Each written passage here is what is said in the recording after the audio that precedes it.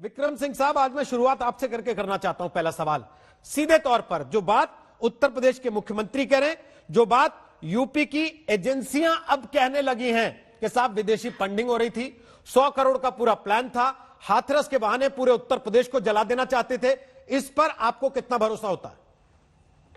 मुझे 100% भरोसा होता है। वेबसाइट का बनना, इसके बाद ईडी को वो सुपुर्द कर देना इन्वेस्टिगेशन जिसमें कि 100 करोड़ की फंडिंग की बात की गई है, और इसके अलावा 4 की गिरफ्तारी का हो जाना, ये कोई कपोल कल्पित बातें नहीं है, क्योंकि इसमें यूपी पुलिस के अलावा सेंट्रल एजेंसीज भी लगेंगी और तमाम चीजें। और झूठ को कोई बोलेगा ये कोई 25 आर्म्स एक्ट है कि जिसमें कट्टा और चाकू बरामद कर दिया, फर्जी केस थानादार ने लगा दिया।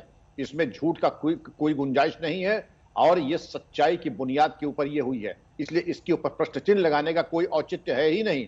और अभी क्या है, अभी आप और आगे आगे देखिएगा, पीएफआई ने जब डॉक्टर जोसेफ के हाथ काटे थे तब नहीं पूछा था कि अगर आरोप है। जब तालिबानी और हरकतुल मुजाहिदीन और आईएसआईएस का साहित्य मिला था तब तो आपने नहीं पूछा था गलत आरोप है। पीएफआई का सीएए एजिटेशन के बाद भी उनके ऊपर यही आरोप लगे थे कि उसमें इन्होंने आग में घी झोंकने का काम किया था। 120 करोड़ की फंडिंग तब भी आई थी, तो झूठ की बात कहां से शुरू हो गई। लेकिन यह जरूर होता है कि चोर की दाढ़ी में तिनका होता है, जिनकी दाढ़ी में तिनका निकल रहा है वो तो आरोप लगाएंगे ही।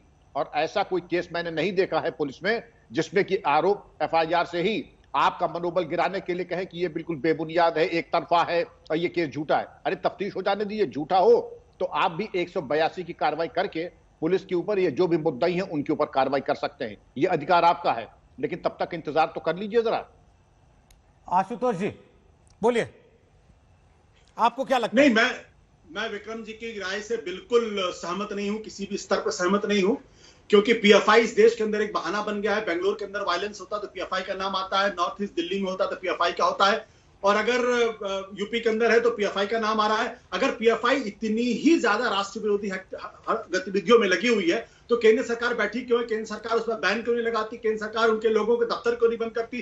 पीएफआई का आदमी सरेआम दफ्तर चलाता है, उसकी जनरल सेक्रेटरी बाइट देते हैं, आपके टीवी चैनल्स पर आकर वो भाषण करते हैं, और उसके बाद आप पीएफआई का नाम लेते हैं। दरअसल इस पूरे खेल के अंदर उत्तर प्रदेश की सरकार कामयाबी के साथ जो है वो पूरे नैरेटिव को बदलना चाहती है।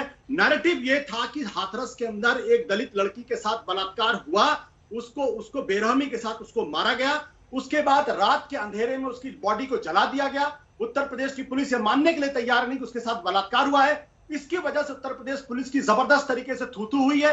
उस थूथू से बचने के लिए अब एक इंदिरा गांधी की तरीके से कॉन्सेप्ट लेकर आए। इंदिरा गांधी जब भी फंसती तो कहती थी विदेशी साजिश है, विदेशी साजिश है, विदेशी साजिश है। मैं कहता हूं दंगा कराने की योजना थी, दंगा हुआ कहां पे है ये तो समझा दीजिए। आप पीएफआई की पैरवी भी करना चाहते हैं लेकिन उसमें निष्पक्ष भी दिखना चाहते हैं, इसलिए इंदिरा गांधी को साथ में लपेट लाते हैं।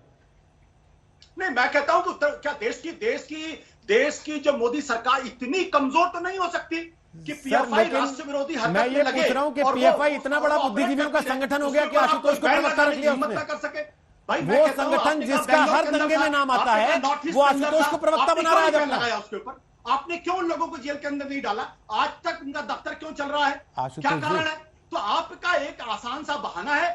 आप चूंकि दलित जो उत्तर प्रदेश के अंदर बलात्कार के मसले पर फंसे हुए हैं तो इसलिए आप निर्दोष लोगों को गिरफ्तार करेंगे और टाइम फिर सारा मामला हो जाएगा। जो हरकत मुंबई में दिखाई पड़ी थी कि आप लोग कह रहे थे कि बिहार के बेटे को जस्टिस मिलेगा और हाथरस की बेटी को जस्टिस मिलेगा, तो मुंबई में कितना न्याय मिल गया सबको पता है। नहीं, अब आप उस बात को कहीं और ले जा रहे हैं। मसला उत्तर प्रदेश पे बात का है और मेरा सवाल यह है सर, मैं एक आपसे सवाल पूछ रहा हूं बड़ा सीधा सा, मैं बड़ा सीधा सवाल पूछ रहा हूं आशुतोष जी, मैं बड़ा सीधा सवाल पूछ रहा हूं। क्या पीएफआई इतना बड़ा बुद्धिजीवियों का संगठन हो गया कि आशुतोष उसके प्रवक्ता हो गए? अब आप मुझसे पूछ रहे हैं? जी आप ही से पूछ रहा हूं। आपका नाम आशुतोष है, आपसे कह के पूछ रहा हूं। नहीं, मैं तो कहता हूं कि क्या इस देश की मोदी सरकार इतनी कमजोर हो गई है कि राष्ट्र को तोड़ने वाली शक्तियों पर बैन नहीं लगा सकती? अरे मैं जो पूछ रहा हूं उसका जवाब दीजिए ना। पीएफआई इतना बड़ा बुद्धिजीवियों का संगठन हो गया कि आप उसके प्रवक्ता हो गए? अगर पीएफआई ये दिन आ गए कि अब आप ऐसे संगठनों के प्रवक्ता बन के बैठेंगे जिनके ऊपर आतंकी गतिविधियों की आरोप हुई है, तो मोदी सरकार उस पर बैन क्यों नहीं लगाती है? आशुतोष जी, मोदी सरकार से आप विरोध रखिए जितना मर्जी, लेकिन मुझे केवल ये बताइए कि अब आप पीएफआई जैसे संगठनों के प्रवक्ता बन जाएंगे?